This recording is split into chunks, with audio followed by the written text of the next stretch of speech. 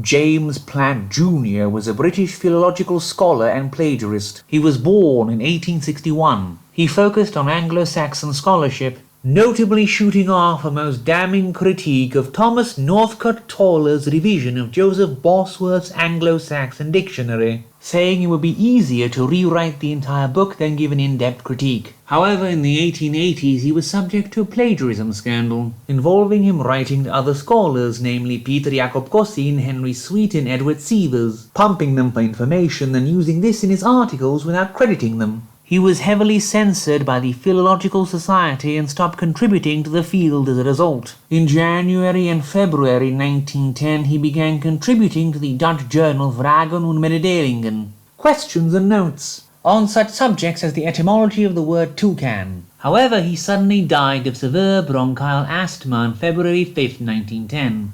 In 1894 he published his sole work of fiction, Tales of the Supernatural. The Seven Sigils involves a poisoner named Tosca, who witnesses an Illyrian lad named Yanko cut up his grandmother to pieces, then keeps him around as his apprentice when the boy gets amnesia. But then one day Tosca saves a beautiful young woman from bandits, and kills Yanko at the same time to get rid of him. The woman is actually a practitioner of the occult, and while she falls for Tosca she busies herself on raising a mandragora from the dead body of Yanko, while Tosca gets himself involved with the mysterious French sorcerer, to fashion a palace for her in the midst of the demonic lake to their eventual undoing. The Hand of Glory concerns a sorcerer torn apart at a diabolist inn, and a sailor trying to trick his murderer and the devil himself to enable him to free his seeming beloved from the dungeons of the Inquisition.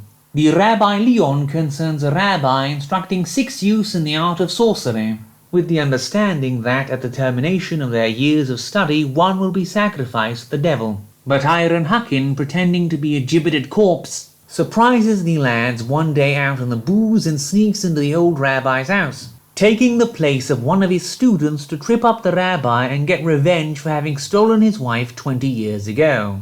The evil eye has Marquard return to his hometown after years in exile, on the night when his long-lost love is being burned at the stake as a witch. Before she gets burned, she passes him a magical charm to use to avenge himself on the wicked Hungarian sorcerer who used her and then cast her out to the Inquisition, being invited to the sorcerer's palace conjured up atop a hollowed volcano, as he tries to kill Marquard with a magic ring containing a demon in place of one of his eyes.